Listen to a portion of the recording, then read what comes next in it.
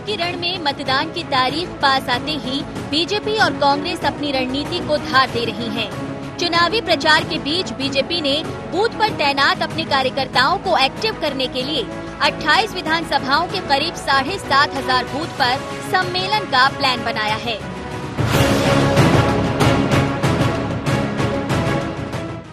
अक्टूबर से शुरू हुआ बीजेपी का ये सम्मेलन 24 अक्टूबर तक चलेगा। अब तक करीब 1,000 बूथों पर बीजेपी सम्मेलन कर भी चुकी है। बीजेपी का दावा है कि उन्हें सभी विधानसभाओं में जनता का भरपूर समर्थन मिल रहा है। बुधवार को सीएम शिवराज भी एक बूथ पर पहुंचकर कार्यकर्ताओं और जनता से संवाद करेंगे। भाजपा के बड़े नेता भी इस काम में जुटे हुए हैं। प्रत्येक बूथ के ऊपर बूथ सम्मेलन हो रहे हैं और इसमें पार्टी ने यह तय किया है कि बूथ सम्मेलन में हमारे पार्टी के सब वरिष्ठ नेता प्रत्येक दिन एक एक बूथ सम्मेलन में जाएंगे। इसकी शुरुआत कल माननीय मुख्यमंत्री जी करेंगे। मुख्यमंत्री जी स्वयं एक बूथ पर कल जाएंगे और बाकी पार्टी के सारे हमारे वरिष्ठ नेता जो हैं वो सभी नेता भी एक एक बूथ पर प्रत्येक दिन जाएंगे। बीजेपी की तरह कांग्रेस भी बूथ के माइक्रो मैनेजमेंट में शुरुआत से ही जुटी है। बीते चुनाव की तरह इस चुनाव में भी कांग्रेस का चेहरा कमलनाथ है, इसलिए प्रचार की पूरी कमान उन्हीं के हाथों में है। वो लगातार प्रचार कर सरकार को घेर रहे हैं।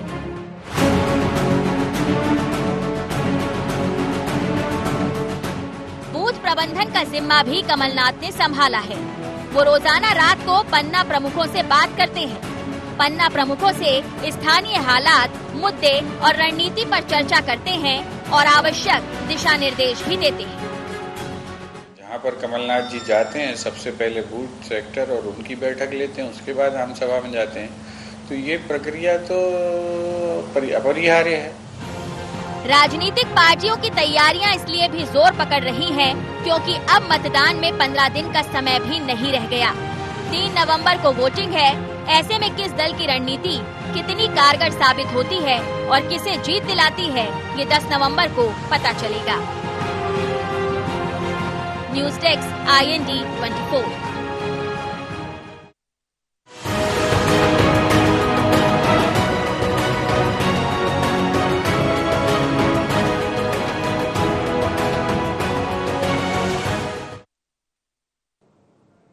नमस्कार, शार्प एट 7 में आप सबका स्वागत है। मैं हूं आपके साथ मुक्ता पाठक।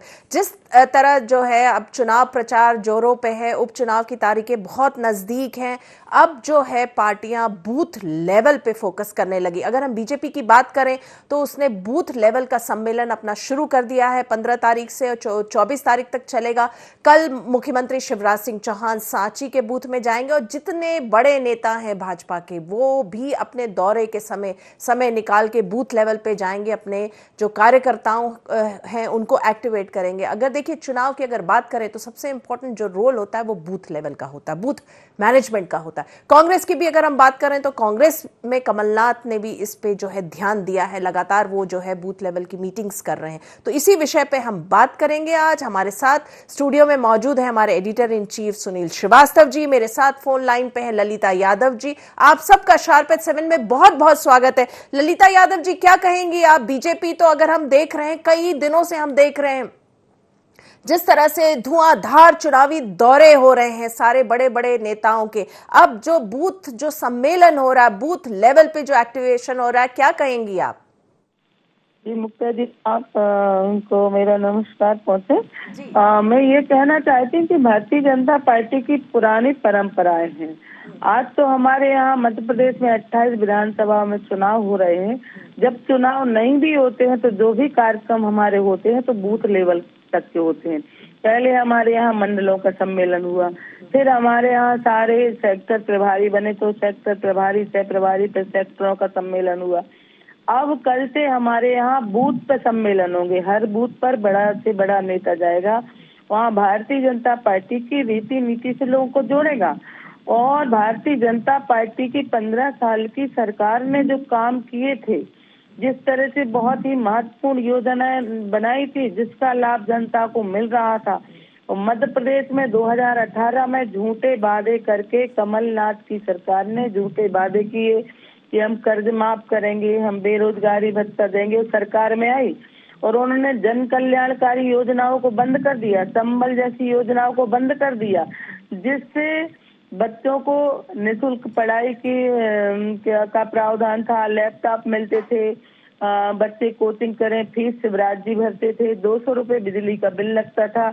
अगर कोई समय से पहले किसी के परिवार में डेथ हो जाए तो 2 लाख मिलते थे, एक्सीडेंट में 4 लाख मिलते थे। ऐसी बहुत महत्वपूर्ण योजना थी जो कमलनाथ जी ने बंद कर दी थी। तो ये कुशासन वाली सरकार की जो कुशासन किया था, जो मध्य प्रदेश की जनता को ठगा था, तो बूथ तक हम अपने कार्यकर्ताओं के माध्यम से जनता को अपनी उपलब्धि बताएंगे और इनकी कमियां गिनाएंगे, ताकि भारतीय जनता पार्टी के रीति नीति से लोग प्रभावित हों और होते भी हैं। जी जी, हमारे साथ सुनील शराफ जी भी जुड़ गए हैं। आपका बहुत बहुत स्वागत है शार्प एट 7 में। क्या कहेंगे सुनील जी, आप कांग्रेस में किस तरह की बूथ मैनेजमेंट की तैयारी? हालांकि कांग्रेस के अध्यक्ष पूर्व मुख्यमंत्री कमलनाथ जी भी लगातार मीटिंग्स करते आ रहे हैं, क्या कहेंगे आप?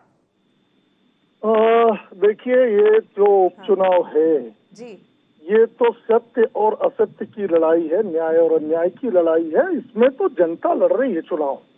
हम तो जहां भी क्षेत्र में जा रहे हैं, लोग अब बड़े उत्साह के साथ हमारे साथ आके खड़े हो रहे हैं और ये कह रहे हैं कि जो हमारे वोटों को बेचा भगोड़ों ने, वो बहुत गलत है और उन्हें सबक सिखाएंगे। तो जनता हमारी तरफ से चुनाव लड़ रही है। उसके साथ ही हमारा कमलनाथ जी का अपना एक चुनाव लड़ने का तरीका है।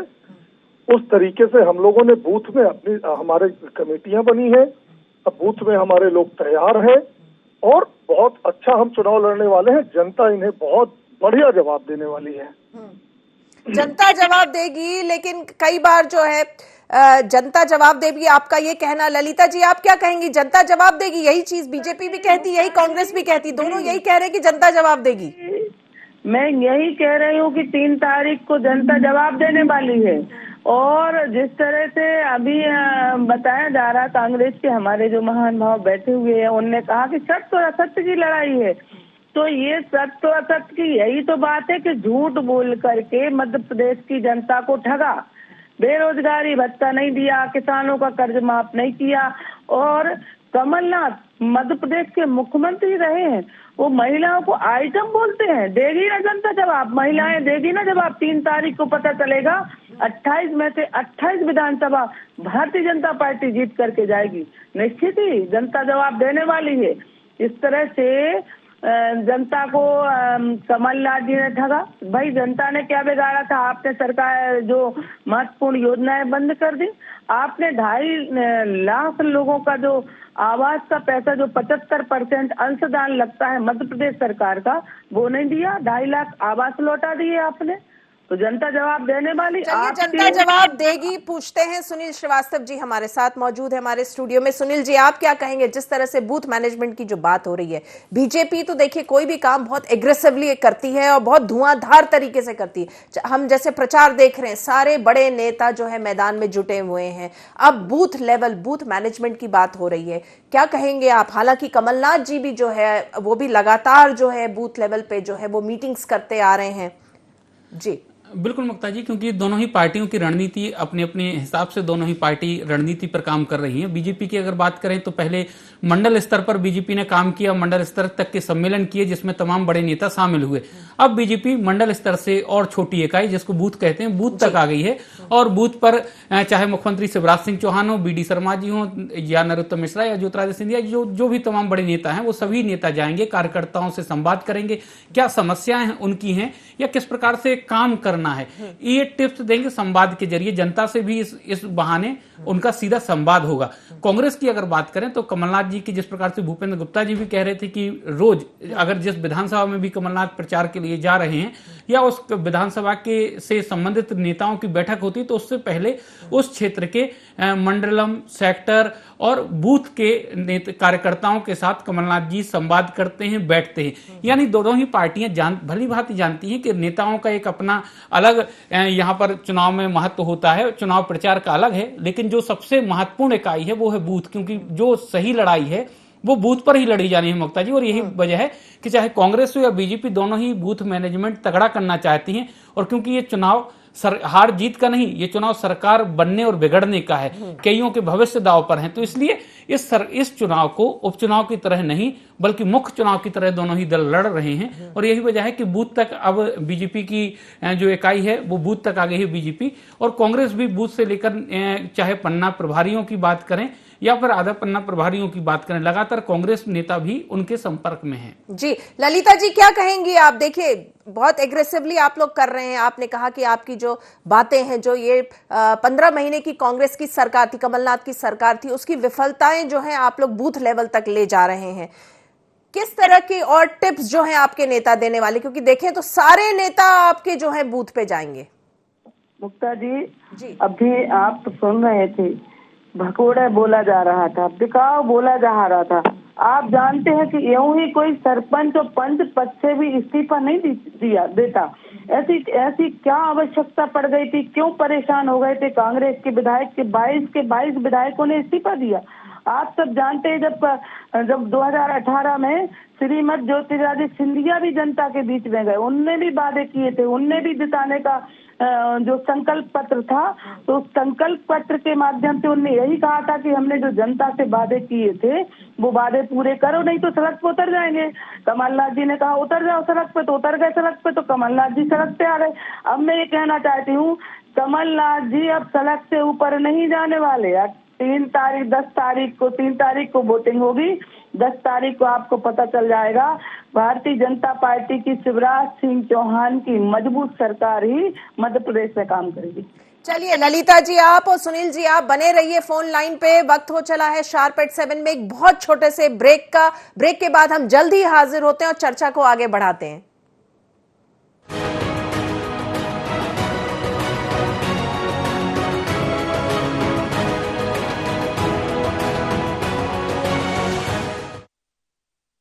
बाबा इलायची को जैसे चखा तो लगा कि लाइफ के हर टेस्ट में होना चाहिए प्लेजर।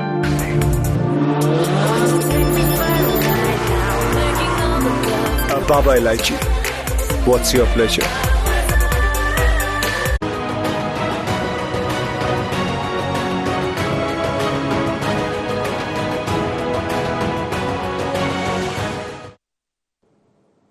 ब्रेक के बाद आप सबका एक बार फिर से स्वागत है। ललिता जी आपके पास आऊंगी। देखिए जैसा हम बात कर रहे हैं बीजेपी के लगभग 7,500 से ज्यादा बूथ की बात हम कर रहे हैं, तो वहां पे जो कार्यकर्ता होते हैं, जो छोटे लेवल के कार्यकर्ता होते हैं, जनरली उनके वो जो है बड़े नेताओं से जनरली बहुत ज्यादा उनका कांटेक्ट या संवाद नहीं हो पाता है। तो जो बीजेपी ने ये स्ट्रैटेजी अपनाई है कि जहां पे बड़े बड़े आपके नेता जा रहे हैं, बूथ पे जा रहे हैं, तो इसका आपको क्या लग रहा है, कितना कारगर असर होगा और उसका क्या इफेक्ट होगा आने वाले उपचुनाव में? देखिए मुक्ता जी, हम लोगों ने बूथ स्तर पर एक बूथ अध्यक्ष और 25 और सदस्य ऐसे हम लोगों ने बना के सदस्य तैयार किए हैं। जब हम लोग बूथ स्तर पर जाएंगे, बूथ सम्मेलन होगा, बूथ के वहाँ पर मतदाता भाई बंधु वहाँ आएंगे, हम लोग मिलेंगे। कोई भी बड़ा नेता जब जनता से मिलता है, जिनसे बड़ा नेता नहीं मिल सकता, तो उसको अपने आप में अच्छा भी लगता है। और आप जानते हैं ग्रामीण परिवेश में सबको ये पता नहीं रहता कि किसने आवास दिया, किसने सिलेंडर दिया। तो हम लोग जब अच्छे से समझाएंगे तो उनको समझ में भी आएगा कि भारतीय जनता पार्टी की सरकार ने जनता के साथ बहुत अच्छा किया है और बहुत जो योजनाएं हैं जो नीचे तक पहुंचती, कभी कभी वो कहते थे सरपंच ने दिया, कभी कहते थे हमारे किसी ने दिया, तो उनको हम सब लोग उनका माइंड वॉश करते हैं कि भारतीय जनता पार्टी की मोदी जी की सरकार ये दे रही है, शिवराज सिंह चौहान की सरकार ये दे रही है। तो शिवराज सिंह चौहान को बूथ का बच्चा जानता है। शिवराज सिंह चौहान जी इतने लोकप्रिय हैं, आप जानते हैं, ओला पड़ता पाला पड़ता शिवराज जी जनता के बीच में पहुंच जाते, जहां भी जाते। आज कोरोना काल भी है लेकिन वो सबसे मिलते जुलते सारी बातें हैं। और भारतीय जनता पार्टी की जो बूथ लेवल की परंपरा है वो आज से नहीं है। भारतीय जनता पार्टी बूथ स्तर पर काम करती है। पेज प्रमुख, हम लोग पेज प्रमुख हैं हमारे यहाँ। एक एक जो हमारा पदाधिकारी है वो पेज प्रमुख है, 25 परिवारों को जाके टच करता है और बताता है कि भारतीय जनता पार्टी की ये योजनाएं, ये सारी बातें। तो जी, उसका आपने फायदा कहा कहीं कि ना ये कहीं बीजेपी मिलता की है। पुरानी परंपरा रही है ये बूथ मैनेजमेंट। देखिए अभी जिस तरह से कांग्रेस जो बार बार गद्दार, जैसे अभी बात आती है गद्दार वर्सेस वफादार, वोट वर्सेस नोट, इसको काउंटर करने के लिए आप लोगों ने किस तरह से बूथ मैनेजमेंट का किया? क्योंकि ये जो चीज है धीरे धीरे ये आवाज जो है बढ़ रही है, क्योंकि कांग्रेस उसको बार बार उसको रिपीट कर रही है। मैं आपकी बात से सहमत हूँ। जब ये लोग सभा में जाते हैं तो कहते बिक गए, इतने करोड़ में बिक गए, उतने करोड़ में बिक गए। तो देखिए, जब विकास के लिए जब हम जनता के पास जाते हैं तो विकास के वादे करते हैं हम कि क्षेत्र में ये काम करेंगे, नहर बनाएंगे, स्कूल बनाएंगे या अंदर चीजें बनाएंगे। लेकिन जब 15 महीने की कमलनाथ की सरकार में जब विधायक इनके पास जाते थे तो कमलनाथ जी कहते थे चलो चलो चलो, इनके पास टाइम ही नहीं रहता था। तो जब जब क्षेत्र का विधायक 5 साल बाद दोबारा जनता के बीच में जाता तो क्या लेकर जाता? तो कहीं ना कहीं दुखी होकर के यूं ही कोई विधायक का पद नहीं छोड़ता, विधायक का पद छोड़ा है, क्योंकि आप जानते हैं कि जनता के बीच दोबारा जाने में बहुत बड़ा चैलेंज होता है। उस बात को स्वीकार किया है। तो जनता और भारतीय जनता पार्टी विकास के मुद्दे को लेकर चुनाव लड़ रही है और क्षेत्र के विकास के लिए इन विधायकों ने अपनी विधायक की त्यागी है। सुनील जी, आप क्या कहेंगे? कांग्रेस जो है किस तरीके से आप अपना बूथ मैनेजमेंट कर रहे हैं, किस तरह से आप जो एक्टिवेट कर रहे हैं अपने कार्यकर्ताओं को? मुग्धा जी, पहले तो मेरा आग्रह है कि अभी तक हमारी बड़ी बहन ललिता जी को आपने 5 बार बोलने का मौका दिया, ठीक है? मैं सिर्फ सुन रहा हूँ तो थोड़ा सा मुझे अब सुनिए। नहीं, बिल्कुल बोलिए। है ना? जो बड़ी बहन हमारी आदरणीय बात कर रही है कि कहाँ से शुरू करूं, संबल योजना से इनकी योजनाएं बंद की। बहन जी, कोई योजना बंद नहीं हुई, नाम में परिवर्तन हुआ है। संबल योजना को नया सवेरा का नाम दिया गया था। हमने योजनाएं और बढ़ाई हैं। बेटियों की शादी का 25,000 से हमने 51,000 किया। हमने पेंशन 300 से 600 किया। हमने बिजली का बिल 100 रुपए कर दिया, जो 5,000 10,000 रुपए आता था। हमने किसानों को सिंचाई के लिए आधे रेट पे बिजली देना शुरू किया। हमने गौशालाएं बनवाई। हमने मिलावट के खिलाफ युद्ध शुरू किया। हमने माफियाओं के खिलाफ युद्ध शुरू किया। और आप कहती है ना कि ग्रामीण परिवेश में आपके नेता जाके बताएंगे। अरे आजकल ग्रामीण जो युवा युवतियां हैं वो हाईटेक हो चुके हैं। हर हाथ में मोबाइल है, यूट्यूब में एक एक चीज देख ले रहे हैं। हमसे आपसे ज्यादा इंफॉर्मेशन उनके पास होती है। उन्हें कुछ बताने की जरूरत नहीं है। और मैं कह रहा हूँ कि ये सब भगोड़े हैं, बड़ी जिम्मेदारी के साथ कह रहा हूँ, ये सब भगोड़े हैं। अगर कमलनाथ जी नहीं सुन रहे थे तो सिर्फ एक निश्चित कुनबे की नहीं सुन रहे थे। हम लोग भी तो विधायक हैं, हम क्यों नहीं भागे? ये कोई बात नहीं होती। और अगर नहीं सुन रहे थे, आपको पार्टी छोड़ना था तो बेंगलोर में जाके 1 महीने रहने की क्या जरूरत थी? कौन सी सौदेबाजी हो रही थी वहां? आप इस्तीफा देते आ जाते, फिर भाजपा की कोई भी पार्टी ज्वाइन करते, चुनाव लड़ते। ये कोई तरीका नहीं होता। एक बार जनता ने आपको 5 साल के लिए चुना है, आज आपने करोड़ों रुपए का बोझ लाद दिया चुनाव का जनता के ऊपर। ये पैसा किससे वसूला जाएगा? प्रजातंत्र में ये कोई तरीका नहीं होता। उपचुनाव बनाए गए थे कि कभी किसी विधायक सांसद का निधन हो जाए तो उपचुनाव होते हैं। ये कोई बात नहीं होती कि जनता ने एक बार चुन दिया, बोले अरे अब ये तो अच्छा नहीं है, चलो पार्टी फिर दोबारा चुनाव कराओ। ये कोई तरीका नहीं होता। आप पूर्व मंत्री नहीं है। आप तो प्रजातंत्र के लिए इस तरह से बात न करिए। आपने भाजपा वाले झूठ बोलने की एक आदत सी होती है। कर्ज माफी नहीं हुई। आपके मंत्री कमल पटेल जी ने अभी विधानसभा में स्वीकारा है कि 27 लाख किसानों की कर्ज माफी हुई है। ऑन रिकॉर्ड है बहन जी, ऑन रिकॉर्ड है। इतना झूठ मत बोलिए कि जिसे इस सारे टीवी चैनलों ने दिखाया है कि आपके कृषि मंत्री विधानसभा जो लोकतंत्र का मंदिर है, उस मंदिर के अंदर स्वीकारा है, आप उसको झुठला रही है। महिला के अपमान की बात आप कर रही है। कमलनाथ जी ने क्या कहा आपको पता है? हमारे यहाँ का बिकाऊ लाल जो हमारे यहाँ आपका भाजपा का प्रत्याशी है, उसने हमारे कैंडिडेट की पत्नी के लिए कल क्या बयान दिया है? हेलो जी बोलिए ना, सुन रहे हैं आपको, बोलिए। कितना खराब बयान दिया है एक महिला के लिए। एक महिला, वो चुनाव नहीं लड़ रही बेचारी, वो एक गृहिणी है। आपने विश्वनाथ के साथ आप चुनाव लड़ रहे हैं। आप स्वच्छ चुनाव लड़िए। आप मतदाता के पास जाइए, मतदाता तय करेगा क्या करना है क्या नहीं करना है। किसी की पत्नी के बारे में आपको इस तरह से कमेंट करना शर्म आनी चाहिए। मैं तो कहता हूँ इसकी जितनी निंदा की जाए कम है। किसी महिला को आप राजनीति में बीच में ला रहे हैं, गृहिणी को ला रहे हैं। कितने गंदे शब्द आपने इस्तेमाल किया। उनके बच्चों की बनोदशा क्या होगी आज? आप एक महिला है बहन जी, ललिता जी, आप देख रही हैं इमरती देवी जी का, आप इनका भी देखिए। गरीब किसान की बीबी वो किस तरह से रो रही है, उसका भी देखिए। आप आपने जो बहुत सारी बातें बताई, बूथ स्तर और मंडल स्तर के जो आपके सम्मेलन हो रहे हैं, हम लोग भी यहाँ पर देख रहे हैं क्या हो रहा है जमीन पे। सिर्फ और सिर्फ पैसों का नंगा नाच हो रहा है। आप लोग टीवी चैनल वाले हैं, पत्रकार लोग हैं, आप लोग भी पता कर लीजिए कितना बूथों पे क्या कार्यकर्ता का काम हो रहा है। सिर्फ और सिर्फ पैसे का खेल हो रहा है यहाँ पर बूथों में। हम बूथ में हैं, यहाँ पर हम बूथ में देख रहे हैं बूथ में पैसे का खेल हो रहा है, आप ये बोल रहे हैं। ललिता जी, इस पे आपका रिएक्शन चाहूंगी। मुक्ता जी, मैं अपने भाई से कहना चाहती हूँ कि अपनी पार्टी का बूथ सम्मेलन वो करें, हम अपनी पार्टी का बूथ सम्मेलन हम कर रहे हैं। इस बात से इन्हें क्या लेना देना। दूसरी बात मैं ये कहना चाहती हूँ, अभी मेरे भाई कह रहे थे कि कन्यादान योजना में 25,000 से 51,000 कर दिया। मैं मेरे भाई से पूछना चाहती हूँ, अगर 51,000 एक भी बेटी को मिला हो मध्य प्रदेश में, एक भी पैसा गया हो जनपद में, नगर पालिकाओं में, तो मैं राजनीति छोड़ दूंगी। मैं अपने भाई से कहना चाहती हूँ। और आप सुन लीजिए, 6,000 बिल लोगों के आए हैं। बेरोजगारी भत्ता दिया का कमलनाथ ने। इनके राष्ट्रीय अध्यक्ष आए थे, राहुल जी ने ये कहा था कि अगर 1, 2, 3, 4, 5, 6, 7, 8, 9, 10 दिन में कर्जा माफ नहीं हुआ तो मुख्यमंत्री बदल दूंगा। क्या पूरे 10 दिन में इनने कर्जा माफ किया क्या? अब ये बात कर रहे इमरती देवी की। मैं कहना चाहती हूँ क्या इमरती देवी के लिए कमलनाथ जी ने सही बोला क्या? एक महिला बहन बेटी को आइटम बोलना चाहिए क्या? ऐसी परंपरा में कांग्रेस में है क्या? हाँ, मैं कहना चाहती हूँ अगर हमारे बिताऊ लाल जी ने भी बोला तो उनको भी नहीं बोलना चाहिए। लेकिन एक जिम्मेदार पद पे बैठे हुए पूर्व मुख्यमंत्री जी को क्या ऐसे शब्द बोलना चाहिए क्या? ऐसे शब्द उनको, वहां पर विजय लक्ष्मी साधो थी जो मंत्री रही हैं, उनने भी अपना मुंह छुपा लिया था।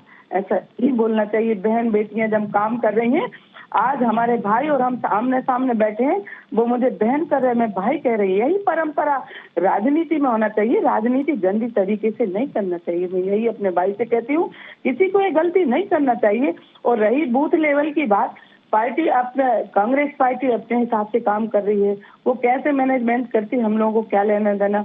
हमारी जो पुरानी परंपरा है, हमने आपने सही कहा ललिता जी, बीजेपी में पुरानी परंपरा है बूथ मैनेजमेंट की, लेकिन कांग्रेस, इन्होंने जो आरोप लगाया है पैसे का खेल हो रहा है बूथ मैनेजमेंट पे, उस पर आपका जवाब चाहूंगी। ये खेल से मुझे समझ में नहीं आया कि खेल क्या हो रहा है, क्या खेल चल रहा है बूथ मैनेजमेंट में, क्या चल रहा है। भाई, जनता को हम अपनी योजनाएं बता रहे, नेता हमारे बूथ तक जाके काम कर रहे, कार्यकर्ता मेहनत कर रहा है, तो ये पैसे का खेल क्या है? पैसे के खेल से मुझे समझ में नहीं आया। सुनील जी, आप इलाबोरेट करेंगे, आपने जो कहा पैसे का खेल।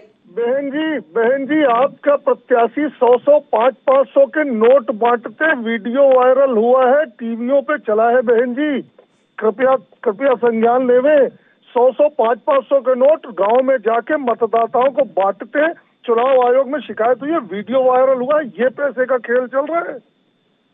जी ललिता जी, जिसका वीडियो वायरल हुआ है, मैं तो कहती सुनाया अपनी कार्रवाई करें। जी चलिए, सुनील जी से प्रतिक्रिया ले लेती हूँ। सुनील जी, क्या कहेंगे? आपने दोनों नेताओं को सुना, आरोप प्रत्यारोप दोनों नेताओं के सुने। देखिए, ये तो क्योंकि मुक्ता जी अभी समय है वोटिंग में, और इसीलिए क्योंकि माहौल भी बना के रखना है, कार्यकर्ताओं में उत्साह भी बना के रखना है और मतदाताओं को अपनी ओर आकर्षित भी करना है, तो यही वजह है कि इस प्रकार के बयानों के जरिए दोनों ही पार्टी अपने अपने दांव खेल रही हैं। लेकिन हकीकत यही है कि बूथ के बिना या पेज प्रमुख जिस प्रकार से दोनों पार्टियों ने बनाया, उनके बिना ये लड़ाई नहीं जीती जा सकती, और ये दोनों ही पार्टियां जानती हैं। इसीलिए कमलनाथ जी भी जो बात कर रहे हैं वो मंडलम, सेक्टर और बूथ और पन्ना प्रभारियों से रोज बात कर रहे हैं। अगर बीजेपी की बात करें तो मंडल से अब बूथ तक आ गई है, और बूथ के बाद बीजेपी की अगर हम बात करें 24 तारीख के बाद बूथ को छोड़ बीजेपी पन्ना तक जाएगी। तो पन्ना प्रभारी जब रहेंगे तो पन्ना प्रभारी जो रहेंगे आस पड़ोस के मोहल्ले के जो उनके जिस पन्ने के वो प्रभारी हैं, उस पन्ने के उन घरों तक जाएंगे, उन घर के मतदाताओं को बताएंगे कि पार्टी ने क्या किया। तो कुल मिलाकर धीरे धीरे अभी लड़ाई बूथ तक और मतदान केंद्र तक, पोलिंग बूथ तक आने वाली है, और यही वजह है कि दोनों पार्टी धीरे धीरे अब फोकस अपना चुनाव प्रचार के साथ साथ बूथ पर कर रही हैं। जी बिल्कुल, अंतिम प्रतिक्रिया सुनील जी आपसे लूंगी, एक लाइन में क्या कहेंगे आप? मैं तो बस यही कहना चाहूंगा कि ये लड़ाई जनता की लड़ाई है, ये लड़ाई बिकाऊ और टिकाऊ के बीच की लड़ाई है। लड़ाई जनता हमारी ओर से लड़ रही, उसके प्रमाण आप देख लें। जहां भी कमलनाथ जी जा रहे हैं वो भीड़ देख लें जो जनता आ रही है, और ये जहां इनके मंत्री और मुख्यमंत्री जा रहे हैं, सरकारी तंत्र लगा है, उसके बाद कितने लोग आ रहे हैं वो देख लें। जनता का उत्साह देख लें। हमारी बड़ी बहन अभी राहुल जी के वादों की बात कर रही थी, उन्हें मैं याद दिला दूं 2014 में नरेंद्र मोदी जी के कुछ वादे याद कर लीजिएगा बहन जी। 2 करोड़ हर साल रोजगार देने थे, यहाँ तो 5-7 करोड़ हर साल बेरोजगार हो रहे हैं, कंपनियां बंद हो रही हैं, सरकारी कंपनियां बिक रही हैं। जरा उधर भी देख लीजिएगा।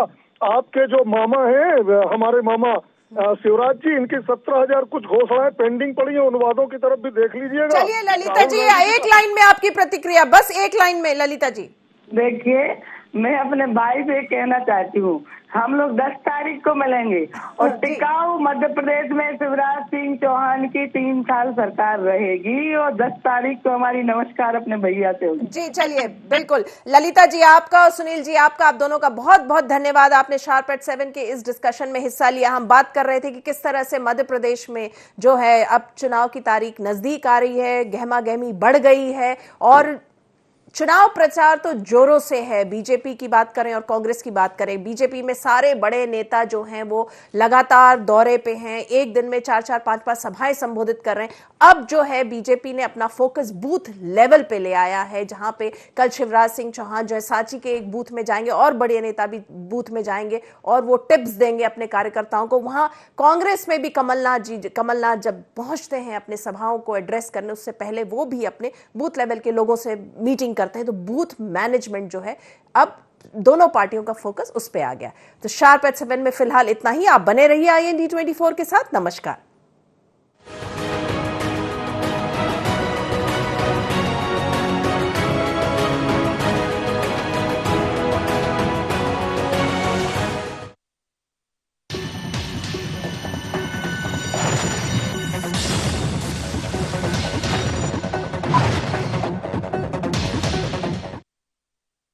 बाबा इलायची को जैसे ही चखा तो लगा कि लाइफ के हर टेस्ट में होना चाहिए प्लेजर।